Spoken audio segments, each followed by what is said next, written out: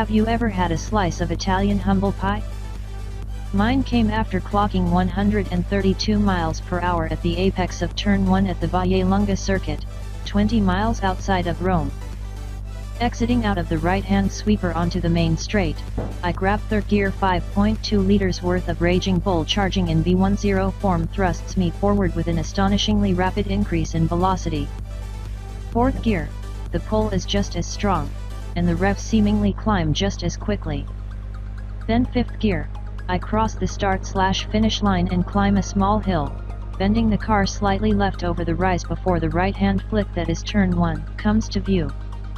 Sixth gear. Speeds approach, reach, then surpass 150 miles per hour. Courage runs out and my foot lifts from the throttle for a 1-2 count as I dab the steering right. Back to full throttle and aiming for the apex as turbulent air pushes on the left side of the car and then the right, still, somehow, maintaining the preferred line. Just as the car settles from the turbulence, a bump right before the apex bucks the rear loose. After that, the front end feels light. Undeterred, I keep my foot planted on the gas and exit the corner in one piece, accelerating toward Turn 2. Woo! I exclaim while laughing out loud, quite happy with myself. What a moment! What a car! Not half bad driving either, I figure, as I pull into the pits and explain okay, maybe brag to professional and development driver Marco Mappelli my feat. His calm expression remains unchanged as he says, Turn 1? Oh, that's flat. Flat. I reply. Oh yeah, he continues, still expressionless, but with a touch of Italian flair, easy flat. I listen, ingesting a big bite of pie. Easy flat means a 151 mph apex speed, meaning my 2 count of lift costs me 19 miles per hour. But easy flat also means holding on to the road with over 2.5 gs of lateral grip, more than I'm used to and more than any road car can manage. It makes sense, then, that this a GT3 race car, more specifically, the Lamborghini Huracan GT3 Evo race car, an evolution of the multi-championship winning Huracan GT3. The Evo part of the name is what makes it new and indicates all the work engineers did to increase drivability, which in turn helps the gentleman drivers racing this machine more comfortably get up to speed. The GT3 part of the name means that. Oh my God. I just drove a fully homologated race car. The bones of the GT3 Evo come from a Huracan road car, but little more does. Differences start with the body. It's made from carbon fiber, as is the one and only seat. Lamborghini bolts that seat directly to the frame and make the pedals and steering adjustable to fit around different size drivers. Speaking of, husky folks needn't worry about fitting in the car, leaner ones should bring padding. The rest of the interior is, well, gone, replaced with a series of wires and tubes. Nothing but purposeful and cool stuff. Instead of a passenger seat, for example, lies an air conditioner unit held down with tie straps. Get it? Cool stuff? It's proof that keeping race car drivers comfortable is worth the wait. Speaking of, the A/C is also made from carbon fiber. But back to the body. Engineers focused a lot of their work on the Evo here, finding ways to make downforce, yes, but in a way that avoids making the amateur driver uncomfortable. Starting with the big picture, engineers shifted the downforce balance to the front. In the Huracan GT3, around 33 to 34% of the downforce pushed on the front axle, leaving 2/3 or more over the rear. On the Evo, it's now 40% in front. Rear stability remains king, but the change makes the front to rear balance easier to feel. This shift is the result of several small tweaks, like new front winglets on the corners of the car above the splitter. And the splitter itself has vertical slots, set at angles, that run underneath the car to make channels that flow air from the center to the sides. The channels flowed straight underneath the car before. This change makes the Evo less pitch sensitive under braking and at turn-in. Finally, Lamborghini placed vents above the front wheels to prevent high pressure zones under the wheel wells. In back, engineers added slots with their own vertical channels behind the rear wheel wells to help channel air, improving flow, which in turn reduces turbulence. This affects two things. First, it lowers the drag coefficient for a higher top speed. Second, it makes the rear diffuser more effective, which allows it to produce more downforce.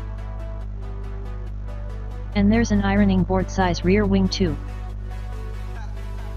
To complement the new aero work, engineers tinkered with the front and rear double control arm suspension.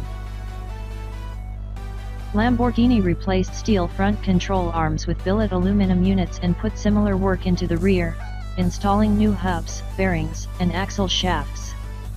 A lot of the improvement in drivability comes with adjustability, so gone are two-way adjustable shock absorbers, replaced with four-way adjustable Öhlins pieces. Overall, engineers managed to raise the roll center 0.6 inch, which reduces vehicle roll, aiding vehicle stability. Continuing the adjustability theme, power steering is new. Lamborghini plucked the electro-hydraulic unit from the Huracan Super Trofeo race car, Lamborghini's single-car race series similar to Ferrari Challenge, that allows drivers to adjust steering assistance. Even the roll cage was redesigned to be more comfortable for taller drivers and give access to the roof hatch. Unchanged from the Huracan GT3 are adjustable ride height spring cradles, super beefy and, of course, adjustable anti-roll bars, and, for lovers of data, suspension travel sensors. They are attached next to the shock absorber and look like thin struts you would find holding a trunk open. Even though the suspension travels no more than a couple inches, that is important data for car setup. Also, the Huracan GT3's super cool air jack system remains.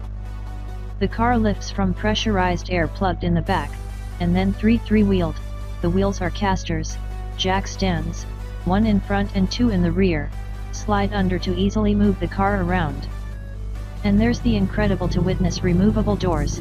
Instead of bolts and hinges, the doors rest on pins. When latched, the door stays in place like any other door, but when open, it lifts right off the car, easy to do because, of course, carbon fiber. Still not impressed? I counted 16 flaps and scoops on the front and side of the car, some of which feed the engine air and help keep it cool. Speaking of, Lamborghini's exquisite naturally aspirated V10 Screamer comes largely unchanged from the Huracan road car, though not before receiving new camshafts and titanium valves. Before any balance of performance, aka BOP, restrictions, it produces a peak 600 HP and 439 lb-ft of torque.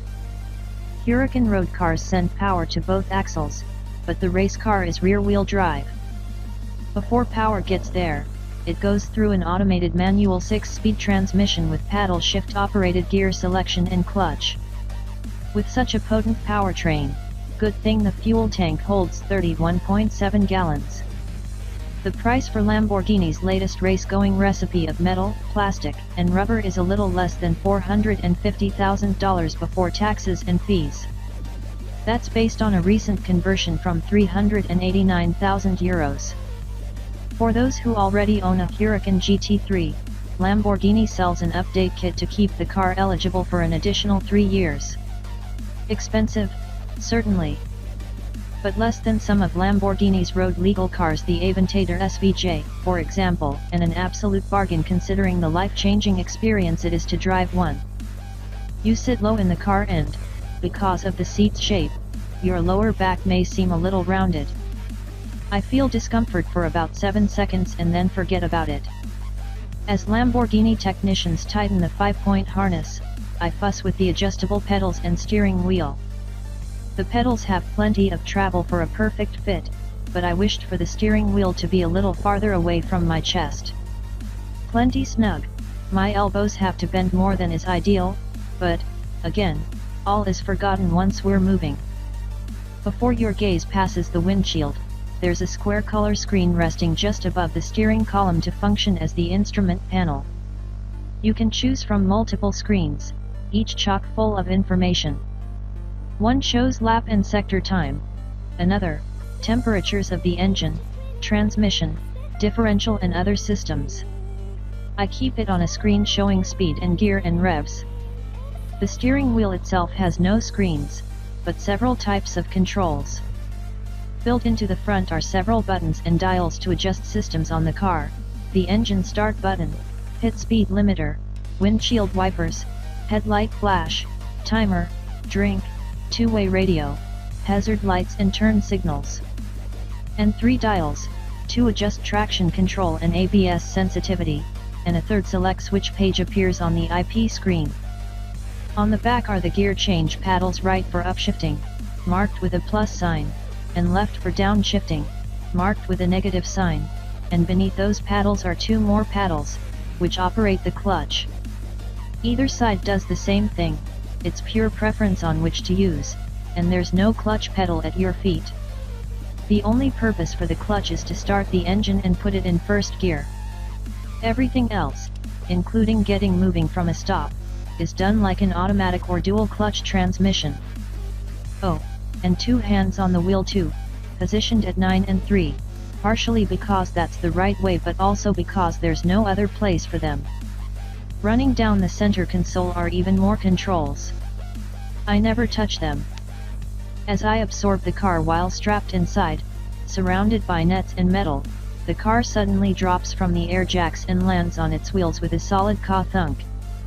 With a thumbs up from the crew, I slowly press on the throttle, the clutch engages smoothly and I'm heading down the pits at a computer-limited 30 miles per hour. When the pit speed limiter is on, there is a bright white light that illuminates the cabin, making it easy for one last glance at the dials and controls before it's time to hustle, even in the dark. On the back are the gear change paddles, right for upshifting, marked with a plus sign, and left for downshifting, marked with a negative sign, and beneath those paddles are 2 more paddles, which operate the clutch. Either side does the same thing, it's pure preference on which to use, and there's no clutch pedal at your feet. The only purpose for the clutch is to start the engine and put it in first gear. Everything else, including getting moving from a stop, is done like an automatic or dual clutch transmission. Oh, and 2 hands on the wheel too, positioned at 9 and 3, partially because that's the right way but also because there's no other place for them. Running down the center console are even more controls. I never touch them. As I absorb the car while strapped inside, surrounded by nets and metal, the car suddenly drops from the air jacks and lands on its wheels with a solid caw thunk. With a thumbs up from the crew, I slowly press on the throttle, the clutch engages smoothly and I'm heading down the pits at a computer-limited 30 miles per hour. When the pit speed limiter is on, there is a bright white light that illuminates the cabin, making it easy for one last glance at the dials and controls before it's time to hustle, even in the dark. In the slower corners, the GT3 grips the road with over 1.6 gs of force, even more in the high-speed stuff thanks to the downforce. Remember, easy flat. Beyond that, the GT3 Evo understeers, but that's only because the engineers tuned it that way. With all the aforementioned adjustability, the GT3 Evo will provide whatever balance you wish. And, with only the gas and brake at your feet, 2-pedal driving works beautifully, which helps me to balance the car through a corner. And, even with safety-first tuning, inherent balance allows easy access to power oversteer, not for drifty foolishness but to quickly straighten the car out of slow corner exits. Despite Lambo equipping the GT3 Evo with both traction control and anti-lock brakes, I command rear wheel spin with my right foot. Honestly, I only noticed traction control when I wheeled the throttle like an axe as opposed to a scalpel. After making short work of every straight, reaching 153 miles per hour on the main, hitting the brakes repeatedly shows my lack of resolve, as I do not even come close to testing the GT3 Evo's true stopping capability, despite clearly feeling more available. In Mapelli's control, it will decelerate at nearly 2.2 grams. Race tires, aerodynamic health, and large diameter, slotted carbon discs with big Brembo calipers will do that. But GT3 stopping power transcends my limits by a country mile and I simply can't adjust my brain in the allotted time. That's my excuse, at least. And none of that takes away from fantastic feel. Little pedal travel occurs before getting a nice strong initial bite, and progression comes linearly with enough travel to allow easy and precise trail braking. But the most astonishing thing about the GT3 Evo is the complete package and how approachable such high limits are. Most cars like this, grip seems endless, mainly because it's hard to feel the limit, so you stay beneath it. In the Huracan GT3 Evo, I can describe balance at the limit because I could get there. Everything, even the way the tires slip, felt familiar. And then there's the seamless nature of the aerodynamics. Downforce clearly plays a big role, but the GT3 Evo communicates where and how it's working in a way that makes it usable for the less experienced. Incredible. Lamborghini likes to compare its cars to fighter planes. The GT3 Evo is a big step closer to that than any of its road cars. Really, the GT3 Evo is the embodiment of wow factor. The fact that a car with the same weight-to-power ratio as an early 60s F1 car is available to anyone with the means is amazing. And for good measure it includes ABS, TC, and air conditioning. From the moment you strap in until after you climb out and stare back, it's awe-inspiring, next-level performance, yet clear communication to find the limit. It even makes humble pie taste decent. Clearly, race cars have changed over the years, but the thrill of driving them has not. We live in a golden age.